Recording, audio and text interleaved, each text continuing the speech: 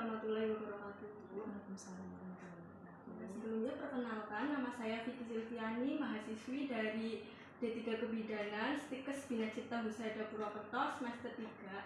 Kalau boleh tahu, Ibu dengan Ibu siapa nih, Bu? Saya Ibu Kartika, tugas di Puskesmas Kalimangan, penanggung jawab kesehatan ibu dan anak dan persalinan. Saya kesini itu untuk mempertanyakan wawancara tentang pengalaman bidan dalam KB kepada Ibu nih, Bu. Sebelumnya, menurut Ibu, apa peran dan fungsi bidan sebagai pelaksana? Ya, yang sebagai pelaksana membimbing, melakukan penyuluhan baik kepada individu maupun keluarga, terutama pada kasus-kasus KB. Jadi untuk memberikan melaksanakan tugas-tugasnya secara langsung kepada masyarakat. Lalu menurut Ibu selaku bidan, apa saja langkah-langkah yang diambil Ibu sebagai seorang bidan dalam melakukan peran sebagai pelaksana dalam kasus KB? Jadi yang pertama adalah jadi yang namanya melaksanakan ya, melakukan. Sebelum melakukan biasanya memberikan bimbingan dulu langsung kepada pasiennya. Jadi berkenaan langsung, jadi kepada sasarannya langsung. Katakanlah ada pasien datang postpartum 40 hari belum ber-KB, maka yang harus dilakukan adalah yang pertama membimbing dulu, melakukan komunikasi dulu, yang menjalin hubungan dulu, memberikan beberapa informasi serta melakukan pelaksanaan pelayanan asuhan kebidanan tentang KB. Lalu menurut Ibu selaku bidan, mengapa peran bidan sebagai pelaksana penting dalam melakukan pelayanan KB? Karena otomatis sebagai bidan kan kita ada beberapa proses yang harus dilakukan dalam melakukan pelayanan. Jadi nggak cuma memberikan penyuluhan saja, memberikan bimbingan saja, tetapi memberikan asuhan. Jadi kita melaksanakan langsung.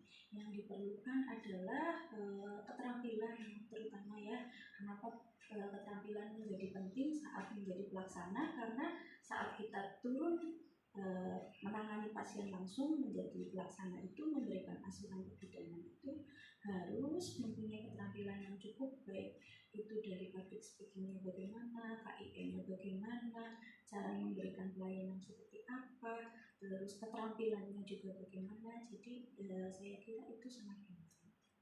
Lalu pertanyaan yang kedua, menurut Ibu apa peran dan fungsi bidan sebagai pengelola? Ya, mengelola ya berarti kalau dari pengelola sendiri adalah mengembangkan proses pelayanan. Jadi kalau seperti di kuliahan kan textbook ya, bagaimana seperti itu.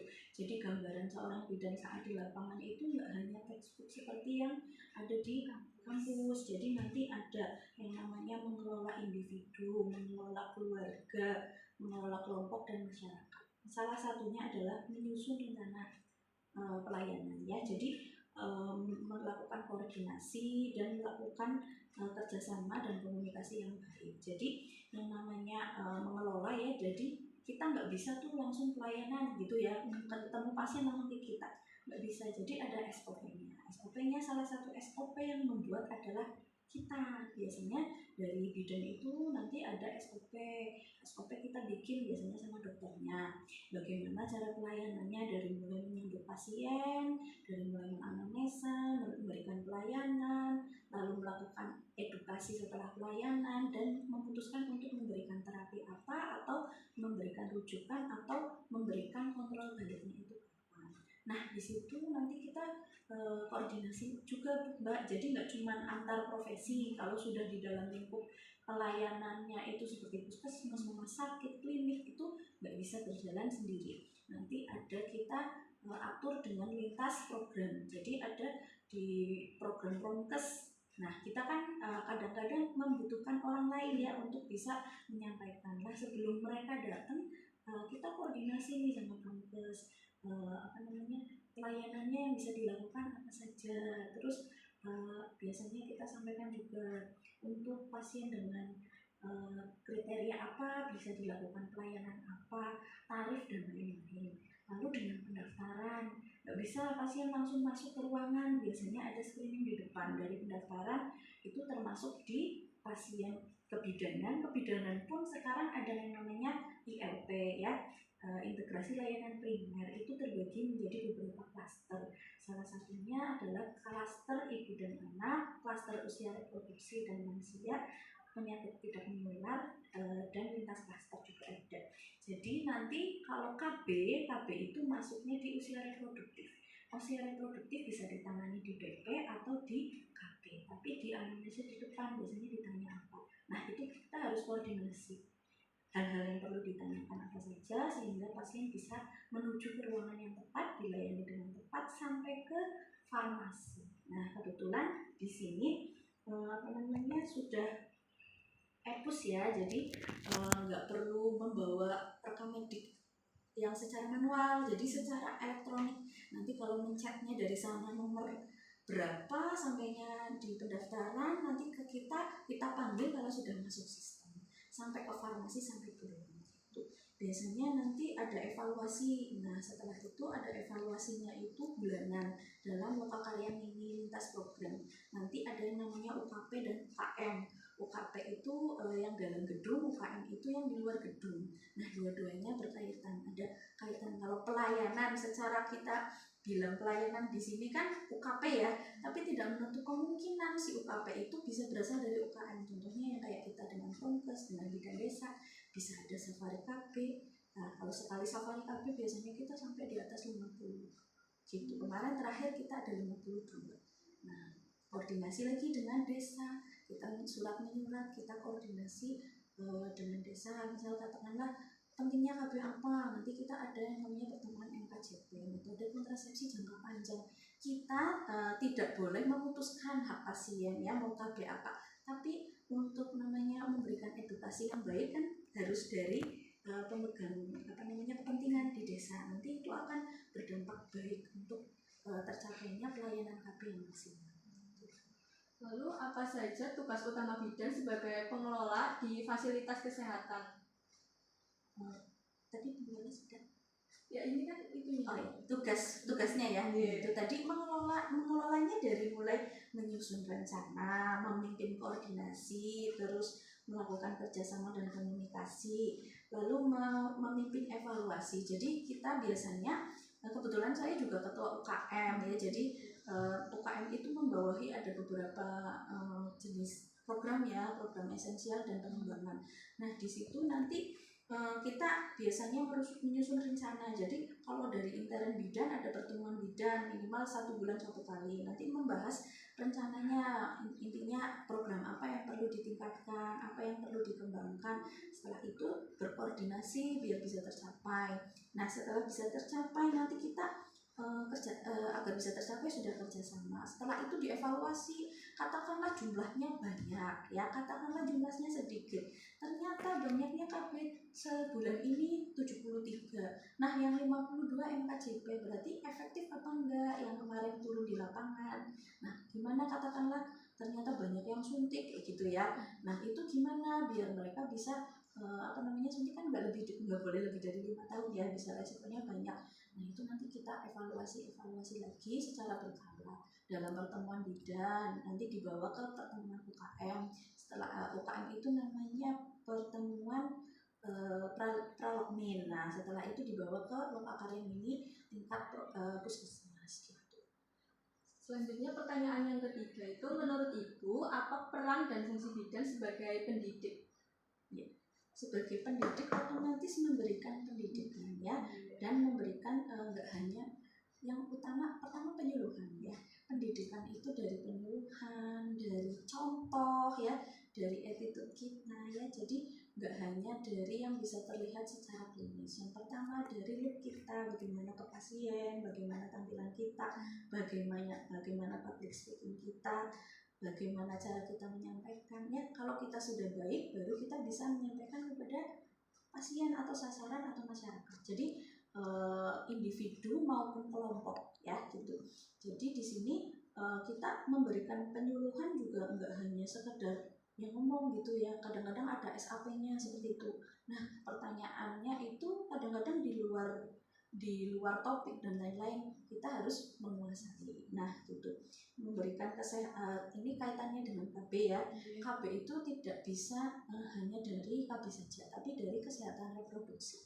kita harus memberikan pemahaman tentang kesehatan reproduksi, terus jenis-jenis KB, manfaatnya apa, efektivitasnya bagaimana, dampaknya seperti apa, dan untuk memberikan screening bahwa masing-masing pasien itu tidak bisa memakai KB dengan jenis yang sama gitu. Jadi mendidik masyarakat mulai dari memberikan contoh yang baik, menyampaikan dengan baik, menyampaikan dengan jelas dan mudah dimengerti sehingga pasien bisa mengerti. Jadi kadang-kadang gini, ada yang orang pintar kuliah ya, kuliah gerakannya bagus, ketika ke masyarakat dia nggak didengar. Kenapa? Satu, bahasanya kaku, kedua orangnya tidak bisa mengambil hati. Kita mau ngomong ke orang, kalau kita nggak bisa mengambil hati, nggak akan masuk, nggak akan berhasil.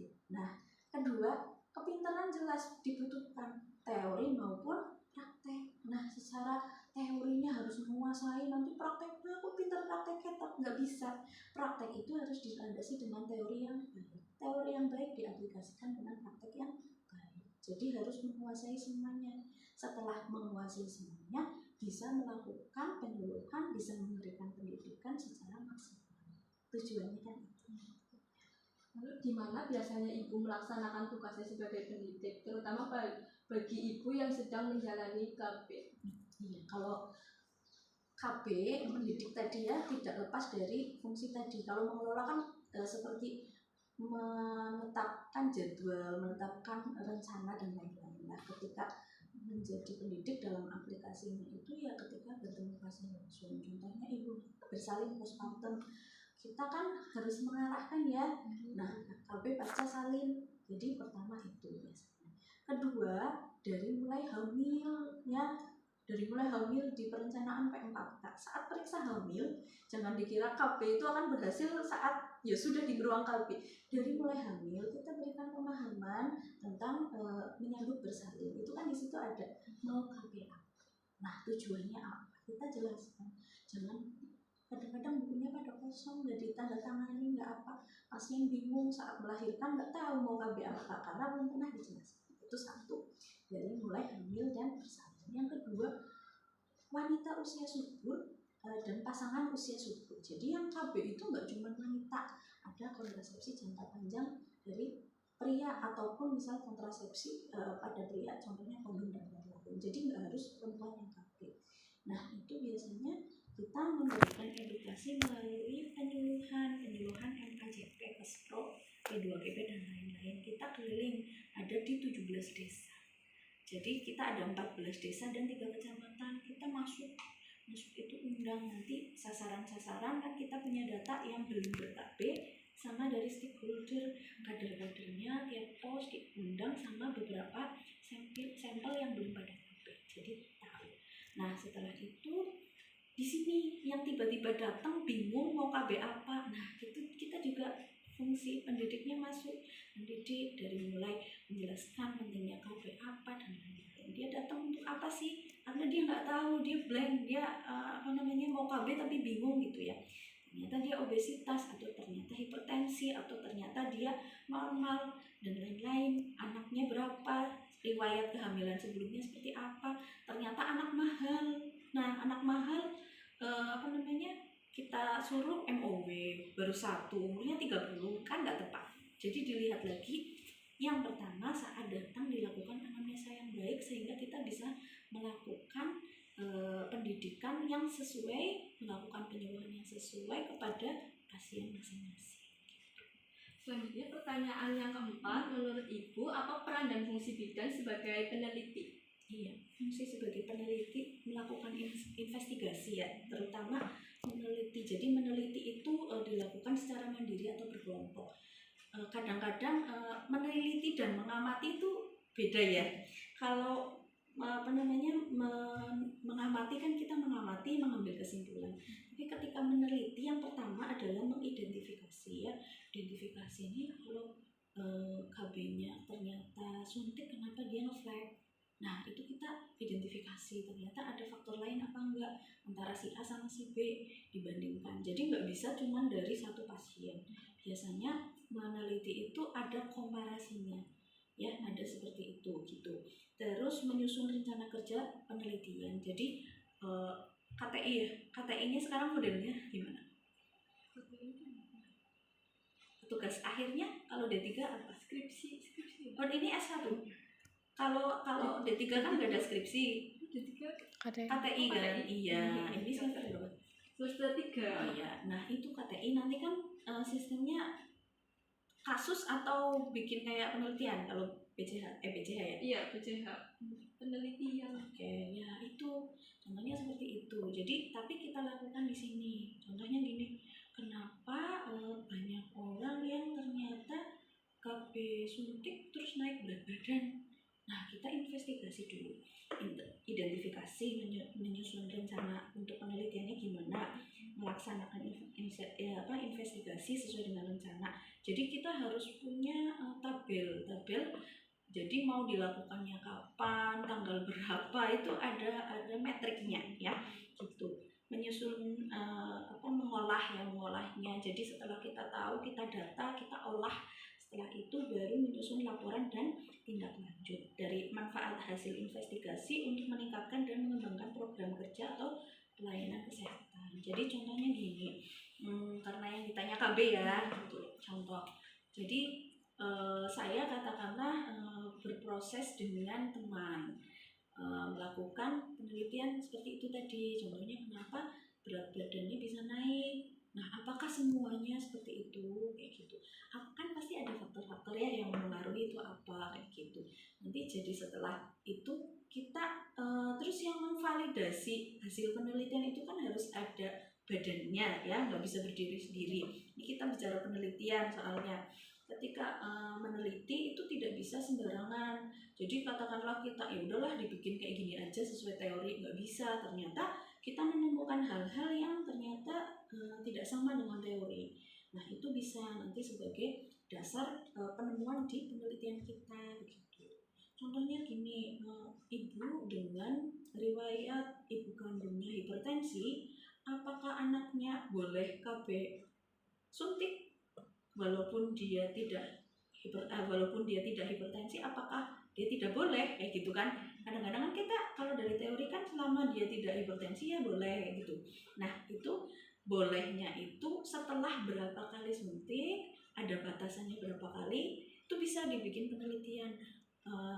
Riwayat ibu pasien dengan hipertensi berapa kali boleh dilakukan KB suntik. Katakanlah ternyata setelah 2 tahun, 3 tahun tensinya naik, berarti kan ada efek negatif. Nah, efek negatif itu akan sejauh mana gitu. Nanti karena biasanya kalau udah seperti ini kita kerjasamanya sama institusi yang lebih tinggi gitu, yang pendidikannya lebih tinggi, yang bisa mengkonfirmasi hasil penelitian lebih valid. Jadi biasanya kalau kami ya ada penelitian tentang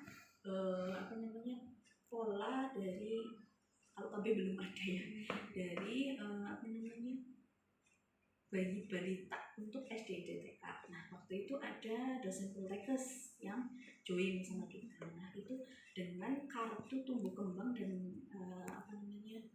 kayak kalender kayak gitu, tumbuh kembang. Nah, itu bisa digunakan.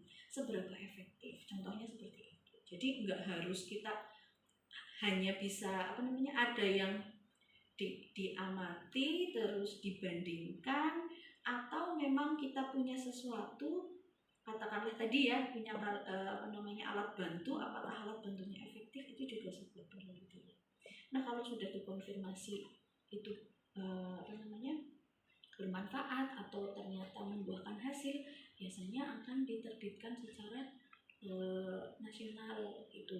Jadi nggak bisa tuh aku udah meneliti ini nih belum pernah terbit di mana-mana, itu nggak bisa diklaim, nggak bisa bilang kayak gitu. Jadi harus ada kalau itu koordinasi kayak di Bapedalitbang dan lain-lain. Nggak boleh yang kayak kita cuman mengamati aja terus mengklaim bahwa ini bisa ini loh, kayak gitu. Itu nggak bisa. Jadi harus paham sampai di situ. Makanya kenapa berjenjang ya, dari D3, D4 nanti ada profesi, ada S2 begitu. Yang terakhir, penelitian seperti apa yang pernah Ibu lakukan selama menjadi bidan? Iya, kalau penelitian saya pernah meneliti tentang hubungan antara kolostrum terhadap penurunan kejadian uterus. Nah, itu ada pengaruhnya. Saya ngambil di Margono dulu. Terus tentang faktor-faktor yang mempengaruhi pertumbuhan dan perkembangan bayi dan balita. Jadi nanti pakainya DDST. Itu saya dulu ngambil di Jogja. Kebetulan ada join sama dosen saya sebenarnya skripsi saya, cuman itu yang bikin DDST kan profesornya UGM. Nah itu sambil mengaplikasikan itu gimana, ternyata ya betul gitu, seperti itu. Memang bisa dicek dengan yang seperti metode itu, faktor-faktornya apa nanti dapat. Terus kalau selama di sini sih inovasi paling ya. Jadi karena sekarang kan baru ya standarnya K6 kalau pemeriksaan ibu hamil. Jadi kita bikin inovasi tentang bagaimana cara meningkatkan cakupan K6. Nah K6 itu kan nggak hanya periksa 6 kali selesai dengan standar-standarnya. Nah itu nanti jadi lebih ke kayak project kayak gitu sih, project dari saya. Terus nanti jadi macam-macam hasilnya yang bisa buat meningkatkan. Itu ada hasilnya sudah terpajang di LAN. Jadi kayak semacam publikasi inovasi. Jadi di nasional kayak gitu ada. Yang di Purbalingga Kesehatan itu saya ada.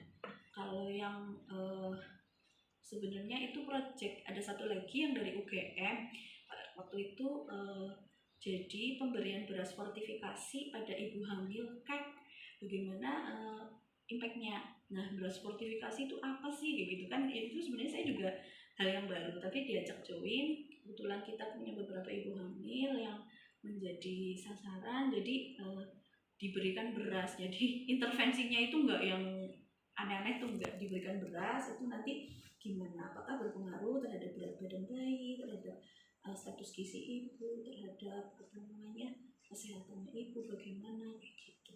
Nah itu ada juga dari UGM. Ada lagi nggak lupa.